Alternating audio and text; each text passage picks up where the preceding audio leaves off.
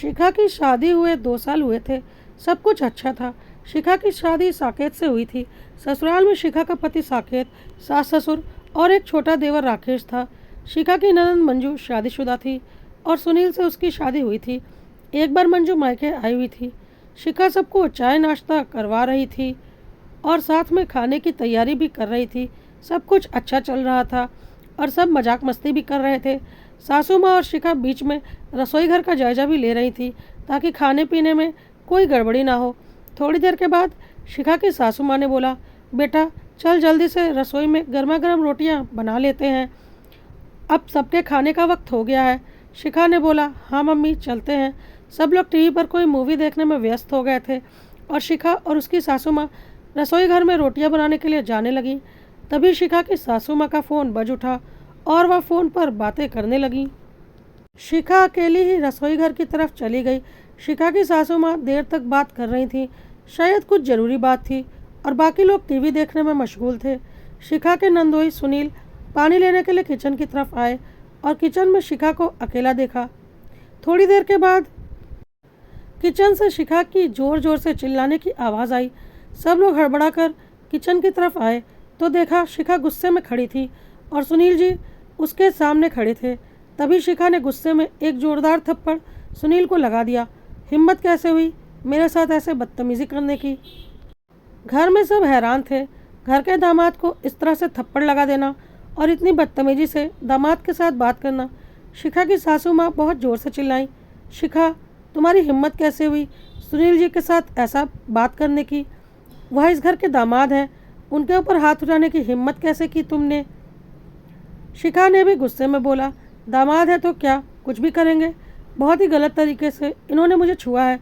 पानी लेने के लिए आए थे किचन में और यहाँ पर मुझे अकेला देखकर बहुत ही गंदे तरीके से मुझे हाथ लगाया, जो कि मुझे बिल्कुल भी पसंद नहीं आया।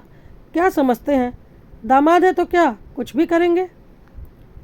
सुनील ने बोला, यह आप क्या बोल रही हैं, आप ऐसी बकवास कैसे कर सकती हैं मेरे बारे में। मैं आपको ऐसा वैसा लगता हूँ क्या। तब तक मंजू शिखा के सामने आकर खड़ी हो गई। भाभी आपकी हिम्मत कैसे हुई मेरे पति के ऊपर हाथ उठाने की और ऊपर से इतना घटिया इल्ज़ाम मेरे पति के ऊपर लगाने की। तुरंत का तुरंत सुनील जी से माफ़ी मांगिए, नहीं तो आपकी खैर नहीं। शिखा ने बोला, बकवास बंद करो मंजू, अपने पति से बोलो मुझसे माफ़ी मांगे। इतने गलत तरीके से उसने मुझे हाथ लगाया है, समझ क्या रखा है खुद को। तब तक शिखा के सास ससुर दोनों शिखा के ऊपर चिल्लाने लगे, हिम्मत कैसे हुई तुम्हारी दामाद जी को ऐसा बोलने की और इतना घटिया इल्ज़ाम उनके ऊपर लगाने की। 5 सालों से इस घर के दामाद हैं, वाह हम अच्छे से जानते हैं वह ऐसी कोई घटिया काम कभी कर ही नहीं सकते। अपनी बकवास बंद करो। शिखा ने बोला, मैं बकवास नहीं कर रही हूँ, और साकेत की तरफ देखा। साकेत ने भी अपनी पत्नी शिखा की साइड लेते हुए बोला, हाँ तो हम लोगों ने यहाँ पर कुछ भी नहीं देखा, तो आप लोग कैसे बोल सकते हैं कि क्या हुआ है और सीधा सीधा सुनील जी का साथ दे सकते हैं। यहाँ क्या हुआ या तो बस सुनील जी और शिखा ही जानते हैं। और जैसे आप लोगों को सुनील जी पर विश्वास है, मुझे शिखा के ऊपर विश्वास है। आखिर वह भी तो इस घर की बहू है, वह भी 2 सालों से इसी घर में है और मेरी पत्नी है। मंजू ने बोला, वाह भैया आज अपनी पत्नी के लिए इस घर के दामाद को बेइज्जत करने में कोई कसर नहीं छोड़ी आपने। साकेत ने बोला, मंजू जैसे तुम्हें अपने पति के ऊपर भरोसा है ना, वैसे ही मुझे भी अपनी पत्नी के ऊपर पूरा भरोसा है। जब तुम अपने पति की बात को सही बता सकती हो तो मैं भी अपनी पत्नी की बात को सही बता सकता हूँ और मुझे पूरा यकीन है कि वह ऐसी गंदी हरकत कभी नहीं कर सकती, झूठ मूठ इस घर के दामाद को बदनाम करे और उसके ऊपर हाथ उठाए। मंजू ने बोला, और मेरे पति वह ऐसा कर सकते हैं। बकवास मत करो, अपनी पत्नी की तरफदारी करनी बंद कर दो। साकेत के माता पिता ने बोला, साकेत शिखा से बोलो अभी का भी सुनील जी से माफ़ी मांगे। इतनी बेइज्जती कर दी इस घर में सुनील जी की, इस घर के दामाद की, अपनी गलतफहमी की वजह से। साकेत ने बोला, बिल्कुल नहीं माँ, बिना देखे आप सीधा सीधा सुनील जी की साइड नहीं ले सकती, सिर्फ इसलिए कि वह इस घर के दामाद हैं। जैसे मंजू आपकी बेटी है वैसे ही मैं भी तो आपका बेटा हूँ, और जैसे आपकी बेटी अपने पति का साथ दे रही है वैसे ही मैं भी अपनी पत्नी का साथ दे रहा हूँ, और हम दोनों आपके ही बच्चे हैं। तो आपको अपनी बेटी की बातों पर यकीन है और अपने बेटे की बातों पर नहीं। साकेत के माता पिता ने बोला, हमें वह सब कुछ नहीं सुनना। हमें बस इतना पता है कि शिखा ने दामाद जी के ऊपर हाथ उठाकर बहुत बड़ी गलती की है और तुरंत का तुरंत उसे दामाद जी से माफ़ी मांगनी पड़ेगी। शिखा ने बोला, मैं कोई माफ़ी मांगने वाली नहीं, बल्कि सुनील जी को मुझसे माफ़ी मांगनी पड़ेगी। जो हरकत आज उन्होंने की है मेरे साथ, कोई इतना बेशरम कैसे हो सकता है कि अपनी पत्नी के भाभी को गलत तरीके से हाथ लगाए। कहकर शिखा अपने कमरे में चली गई। मंजू और सुनील ने पूरे घर में बवाल मचा दिया और मंजू के माता पिता मंजू और सुनील का साथ दे रहे थे, लेकिन साकेत शिखा के साथ था। सुनील ने बोला, अब वह इस घर में कभी नहीं आएगा जिस घर में दामाद के साथ इतनी बदतमीज़ी की जाती है। सुनील के सास ससुर ने बोला, नहीं दामाद जी, इस घर में आप बिल्कुल आएंगे। आप इस घर के दामाद हैं। कल की आई इस लड़की के लिए हम आपसे रिश्ता ख़राब नहीं कर सकते। अब साकेत के माता पिता ने सीधा सीधा बोल दिया, साकेत, तुम अपनी पत्नी के लिए घर के दामाद को नाराज़ कर रहे हो। कुछ भी है, वह दूसरे घर की है और कुछ दिन ही हुआ है उसे यहाँ आए और तुम सुनील जी के ऊपर उसकी बातों में आकर गंदा इल्ज़ाम लगा रहे हो। साकेत से भी रहा नहीं गया और उसने बोला, कुछ नहीं बल्कि पूरे 2 साल से वह इस घर की बहू है और वह दूसरे घर से आई है ना, तो सुनील जी भी कोई आपके घर के नहीं है। जिस तरह से आपको शिखा की बातों पर भरोसा नहीं है, आपको सुनील की बातों पर भी भरोसा नहीं होना चाहिए। जब मंजू को अपने पति के ऊपर इतना भरोसा है तो मुझे भी अपनी पत्नी के ऊपर पूरा भरोसा है और आप दोनों सिर्फ दामाद होने की वजह से सुनील जी का साथ कैसे दे सकते हैं। शिखा भी तो आपके साथ पिछले 2 सालों से है। तब मम्मी, क्या आपको लगता है कि वह ऐसा कुछ कर सकती है? बल्कि सुनील जी से मिलना तो कभी कभार ही होता है, पर शिखा के साथ तो आप 24 घंटे रहती हैं। क्या 2 सालों में आपको एक बार भी ऐसा लगा कि शिखा ऐसी घटिया हरकत कर सकती है? साकेत के माता पिता ने बोला, हमें यह सब कुछ नहीं सुनना, तुम बस शिखा से बोलो, सुनील जी से माफ़ी मांगे। साकेत ने बोला, शिखा कोई माफ़ी नहीं मांगेगी। जब किसी ने कुछ भी नहीं देखा तो जैसे शिखा की बातों पर आपको विश्वास नहीं, वैसे ही सुनील जी की बातों पर मुझे विश्वास नहीं। सुनील ने यह सुनकर घर में बहुत बड़ा बवाल मचा दिया और बोला, मंजू चुपचाप यहाँ से चलो, तुम्हारे मायके में मेरी इतनी बेइज्जती हो चुकी है, अब तुम कभी इस घर में कदम नहीं रखोगी। मंजू सुनील के साथ जाने लगी, लेकिन मंजू के माता पिता को लगा मंजू और घर के दामाद इतने दुखी होकर घर से जा रहे हैं, यह सही नहीं है। और उन्होंने बोला, नहीं मंजू और सुनील जी, आप लोग कहीं नहीं जाएंगे। अगर यह घर छोड़कर कोई जाएगा तो शिखा और साकेत जाएंगे, क्योंकि एक तो गलत किया, ऊपर से माफ़ी में मांगने से इनकार कर रहे हैं। यह मेरा घर है और इसमें वही रहेगा जो मेरे हिसाब से चलेगा। यह सुनकर साकेत को बहुत हैरानी हुई कि उसके माता पिता घर के जमाई के लिए घर के बेटे को घर से निकालने के लिए तैयार हो गए हैं, वह भी उस बात के लिए जिसकी सच्चाई किसी को भी नहीं पता। शिखा ने एक बार अपने सास ससुर की ओर देखा और सोचा, 2 सालों से इस घर के लिए अपना जी जान लगा दिया, एक अच्छी बहू का फ़र्ज़ निभा रही हूँ और मुझे यह सिला मिल रहा है कि मेरी बातों को कोई सच नहीं मान रहा, क्योंकि मैं बहू हूँ। सच्चाई क्या है यह तो सिर्फ मैं और सुनील जी ही जानते हैं, लेकिन सुनील जी की बातों को सच माना जा रहा है और मेरी बातों को गलत। खैर, अब बात आत्मसम्मान की आ चुकी थी। शिखा और साकेत उसी वक्त अपना सारा सामान लेकर घर से निकल गए। पूरे घर में एक बार फिर सन्नाटा पसर गया, क्योंकि एक अच्छा खासा हंसता खेलता परिवार बिखर चुका था। शिखा के जाते जाते सासू माँ ने बोल दिया था, यह बात घर की है और घर के अंदर ही रहनी चाहिए। कभी भी तुम लोगों की ज़ुबान पर या किसी के भी ज़ुबान पर यह बात नहीं आनी चाहिए कि यहाँ ऐसा कुछ हुआ था। घर की इज्जत घर के अंदर ही रहनी चाहिए। खैर, शिखा और साकेत चले गए। रात शिखा और साकेत ने एक होटल में गुजारी। सुबह साकेत ने एक किराए का घर लिया और उसमें शिफ्ट हो गए। शिखा को बहुत दुख हुआ इस बात को लेकर। खैर, वक्त इसी तरह से बीतने लगा और यह बात सबने अपने अंदर दबा ली और सब कुछ सामान्य हो गया। साकेत ने अपना ट्रांसफ़र दूसरे शहर में करवा लिया और शिखा के साथ वहीं रहने लगा। इसी तरह 5 वर्ष बीत गए। इसी बीच शिखा और साकेत का एक बच्चा भी हो चुका था, लेकिन शिखा एक बार भी ससुराल नहीं गई थी, ना ही साकेत गया था, क्योंकि उन्हें घर से निकाला गया था उनकी बातों को गलत मानकर। फ़ोन पर ज़रूर साकेत के माता पिता कभी कभी साकेत से बात कर लेते थे, लेकिन शिखा ने कभी भी बात नहीं की और ना ही शिखा ने अपनी तरफ से कभी कोई बात की। साकेत भी अपनी बात पर अडिग था कि मेरी पत्नी सही है और मैं हर हाल में उसका साथ दूंगा। जब सच्चाई कोई नहीं जानता तो मैं अपनी पत्नी को गलत नहीं मान सकता। खैर, इसी बीच राकेश की भी शादी हो चुकी थी और राकेश की पत्नी सुनैना बहू बनकर ससुराल आ चुकी थी। सुनैना और राकेश की शादी में सिर्फ साकेत आया था, शिखा नहीं आई थी क्योंकि वह अपमान को भूल नहीं पा रही थी। बच्चे के एग्ज़ाम का बहाना बनाया गया था क्योंकि बात रिश्तेदारी में फैलती, इसलिए सबसे यही बोला गया था कि शिखा के बेटे का एग्ज़ाम चल रहा है, इसलिए वह नहीं आ पाई। राकेश की पत्नी सुनैना सिर्फ इतना जानती थी कि साकेत और शिखा नौकरी की वजह से दूसरे शहर में रहते हैं। इससे ज़्यादा उसे कुछ भी नहीं पता था और उसकी शादी से पहले यहाँ क्या कांड हुआ था। खैर, इसी तरह से सुनैना को भी ससुराल आए 2 वर्ष बीत चुका था और होली का त्यौहार था। यह सुनैना की दूसरी होली थी, इसलिए वह ससुराल में ही थी। होली के त्यौहार में मंजू और सुनील भी आए हुए थे, शिखा और साकेत नहीं आए थे। सुनैना को लगा था कि त्यौहार में तो भैया भाभी आ सकते थे, पर उसे कुछ भी सच्चाई का पता तो था नहीं। ना ही राकेश ने कभी उसे कुछ बताया था, क्योंकि जो बात अतीत की गहराइयों में दब चुकी थी वह फिर से क्यों कुरेदनी। ऊपर से मम्मी ने सख्त मना कर रखा था उस बात को किसी से भी बोलने के लिए। खैर, घर की बेटी और जमाई आए हुए थे और त्यौहार का दिन था। सब हंसी खुशी से त्यौहार मना रहे थे और पकवान भी बन रहे थे। सब छत पर होली के मज़े ले रहे थे और राकेश, सुनैना, मंजू, सुनील सब छत पर होली खेल रहे थे। सासू माँ नीचे ही थी। सासू माँ किचन संभाल रही थी। थोड़ी देर के बाद सुनैना नीचे आ गई सासू माँ के पास किचन में। सासू माँ ने बोला, क्या हुआ सुनैना, तुम नीचे क्यों आ गई? ननद नंदोई आए हैं, होली खेलो, मज़े करो।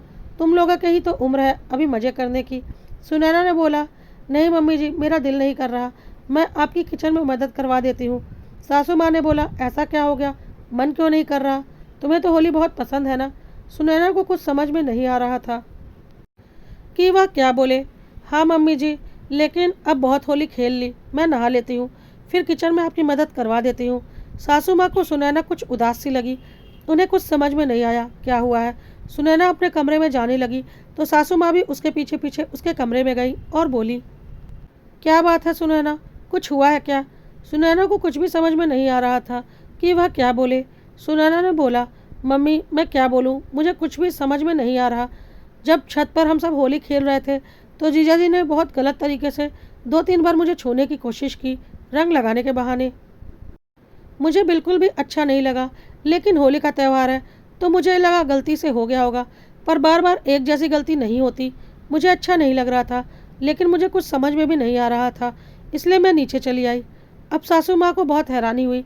यही बात तो शिखा ने भी बोली थी, लेकिन उस वक्त किसी ने उसकी बात नहीं मानी थी और सुनैना, उसे तो इन सब बारे में कुछ पता भी नहीं था। आज वह भी ऐसी ही बातें कर रही है।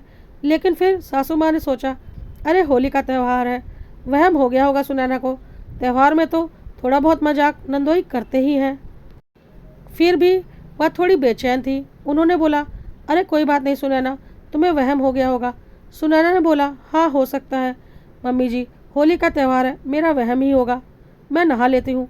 सासू माँ ने बोला, ठीक है तुम नहा लो, फिर किचन में आ जाना। सुनैना नहाने के लिए चली गई और थोड़ी देर के बाद नहाकर किचन में गई। सासू माँ ने बोला, मैंने सारा कुछ बना दिया है, बस पूड़ियाँ तलनी बाकी हैं। एक काम करो, तुम पूड़ियों के लिए आटा लगा लो, मैं छत से सबको बुला कर लाती हूँ। बहुत होली खेल लिए सब, अब एक एक करके नहाएं और खाना खाएं। सुनैना पूड़ियों के लिए आटा लगाने लगी और बोली, ठीक है, जब तक मैं आटा लगाकर पूड़ियाँ बेलूँगी तब तक सब लोग नहा लेंगे, फिर जल्दी जल्दी तलकर सबको गर्मा गर्म खाना दे देंगे। सासू माँ छत पर चली गई और सबसे बोला, बहुत होली खेल ली, चलो अब जल्दी से नहाओ, खाना तैयार है। लेकिन सासू माँ जब छत पर आई तो राकेश माँ को ही रंग लगाने लगा। मंजू ने भी माँ को रंग लगाना शुरू कर दिया कि माँ हमारे साथ भी तो होली खेल लो, आप तो नीचे ही रह गई। ससुर जी भी छत पर ही थे। इसी बीच सुनील नीचे जा चुका था नहाने के लिए। एकाएक सुनैना भागती हुई छत पर आ गई और राकेश से लिपट गई। राकेश ने बोला, अरे क्या हो गया सुनैना? सुनैना ने बोला, मैं पूड़ियों के लिए आटा लगा रही थी कि सुनील जी पीछे से किचन में आकर मेरे साथ बदतमीजी करने लगे। मैं घबरा गई और भागकर यहाँ आ गई। अब तो सब लोग घर में घबरा गए कि ठीक यही बात तो शिखा ने भी कही थी। तब किसी ने शिखा को सच नहीं माना था और आज सुनैना, जिसे इन सब बातों के बारे में कुछ भी नहीं पता, वह भी यही बात कह रही है। अब तो राकेश के माता पिता को दाल में कुछ काला लगने लगा।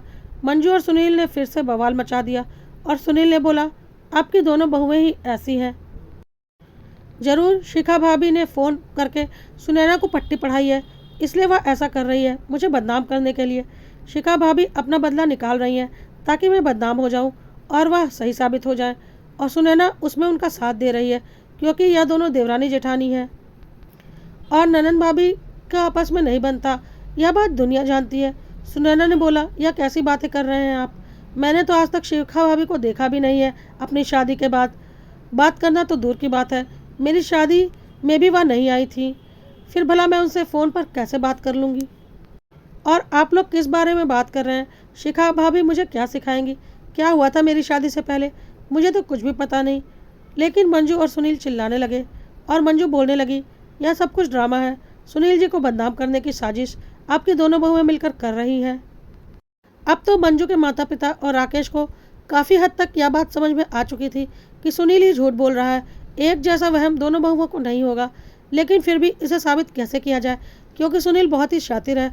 वह इस तरह की हरकत हमेशा ऐसे वक्त पर करता है जब आसपास में कोई भी ना हो, ताकि उसे कोई गलत साबित ना कर सके। खैर, एकाएक राकेश को ध्यान आया कि घर में नई काम वाली आई है और वह कुछ ज़्यादा ही हाथ की सफाई कर रही है, इसलिए कुछ महीने पहले ही किचन में सीसीटीवी कैमरे इंस्टॉल करवाए गए हैं। और राकेश ने तुरंत कैमरे की फुटेज चेक की जिसमें सारा कुछ साफ साफ रिकॉर्ड था। सुनील ने सच में सुनैना के साथ बदतमीजी की थी, लेकिन सुनील को किचन में कैमरा लगे होने की बात नहीं पता थी। अब तो दूध का दूध और पानी का पानी हो चुका था। राकेश ने एक जोरदार तमाचा सुनील को लगाया और इस बार मंजू भी कुछ नहीं बोल पाई। राकेश के माता पिता ने बोला, तुम्हारे जैसे नीच इंसान से हमारी बेटी की शादी हो गई, यह हमारी बेटी की बदनसीबी है और तुम्हारे जैसे नीच इंसान की वजह से हम पिछले 5 सालों से अपने बेटे बहू से दूर हैं। अपनी गंगा जैसी पवित्र बहू की बातों को मैंने यकीन नहीं किया। तुम्हारे जैसे नीच घटिया आदमी की बातों को सच माना, जबकि सच मेरी बहू बोल रही थी। और तुम्हारे इस घटिया हरकत की वजह से मैंने अपने बेटे बहू को ही घर से निकाल दिया। फिर मंजू की तरफ देखकर मंजू की माँ ने बोला, मंजू, एक पति का चरित्र कैसा है और कोई जाने या ना जाने, लेकिन एक पत्नी जरूर जानती है। और तुझे पक्का पता होगा कि उस दिन तेरी शिखा भाभी झूठ नहीं बोल रही थी, लेकिन फिर भी तूने सुनील का साथ दिया और उस वजह से हमने तेरी भाभी को ही घर से निकाल दिया। बोल, यह सच है या नहीं? मंजू चुपचाप सर झुकाकर खड़ी थी। माँ ने बोला, आज फिर से दोबारा तू वही हरकत करने जा रही थी। शर्म नहीं आती अपने चरित्रहीन पति का साथ देते हुए? और साथ देते देते इस हद तक चले जाना कि अपने बड़े भाई भाभी को ही घर से निकलवा दिया और अब दूसरे भाई भाभी को भी निकलवाने का बंदोबस्त कर दिया। अगर आज यहाँ कैमरा नहीं होता तो जो कांड आज से 5 साल पहले हुआ था दोबारा हो जाता। क्योंकि दुनिया की रीत है, लोग बहू की बातों पर यकीन नहीं करते, लेकिन बेटी जमाई की बात पर तुरंत कर लेते हैं।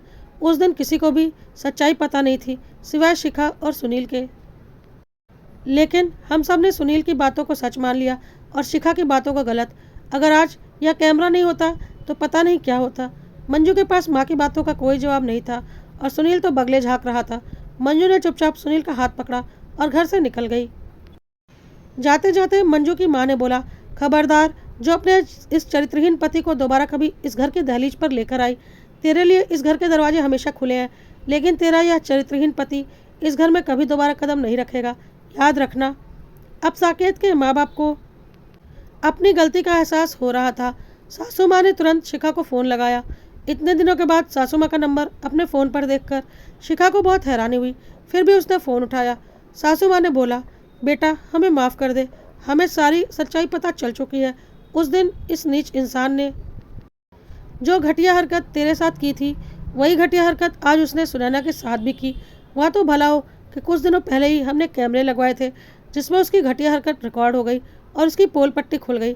बेटा, हमें माफ़ कर दे और घर लौटा। शिखा ने बोला, अच्छा हुआ जो उस चरित्रहीन व्यक्ति की सच्चाई आप लोगों के सामने तो आई, नहीं तो बिना गलती के जो सज़ा पिछले 5 सालों से मैं भुगत रही हूँ, वही सज़ा सुनैना और राकेश भी भुगतते। क्योंकि बहू तो पराए घर से आई होती है ना, उसकी बातों की कोई अहमियत नहीं होती, क्योंकि वह ससुराल वालों के लिए कभी अपनी हो ही नहीं पाती, चाहे वह कुछ भी कर ले। आप लोगों ने एक बार में सुनील जी की बातों को सच मान लिया और मेरी बातों को गलत। और हमें बिना किसी गलती के घर से निकाल दिया, और अब जब सच्चाई आपके सामने आ गई तो आपको लग रहा है माफ़ी मांग लेने से मैं लौटकर घर वापस आ जाऊंगी। ऐसा कभी नहीं होगा मम्मी जी। सीधी सी बात है, अगर आज सच्चाई सामने नहीं आती तो आज भी आप लोगों की नज़र में मैं ही गलत रहती, क्योंकि मेरी ज़ुबान पर आप लोगों को भरोसा था नहीं, अपने दामाद की ज़ुबान पर भरोसा था। जबकि उस वक्त मैं 2 सालों से हर पल आपके साथ थी, फिर भी अपने लिए आपके मन में विश्वास नहीं जगा पाई थी। और जो दामाद कभी कभार आता था वह आपके लिए ज़्यादा अपना और ज़्यादा सत्यवादी था। माफ़ कीजिएगा मम्मी जी, अब चाहे कुछ भी हो जाए, बात मेरे आत्मसम्मान की है और मुझे उस घर से निकाला गया था। उस वक्त आप लोगों ने मेरे ऊपर यकीन नहीं किया था, इसलिए अब मैं तो कभी भी उस घर में वापस नहीं आऊँगी। हाँ, आप लोगों का जब दिल चाहे मेरे घर आ सकते हैं, आपका बेटा जब चाहे वहाँ जाए, लेकिन मुझसे कोई उम्मीद मत कीजिएगा। हाँ, सुनैना के लिए खुश हूँ मैं कि उसे उस तकलीफ़ का सामना नहीं करना पड़ा जिस तकलीफ़ का सामना मैंने और साकेत ने किया था। यह उसकी खुशनसीबी थी। कहकर शिखा ने फ़ोन रख दिया।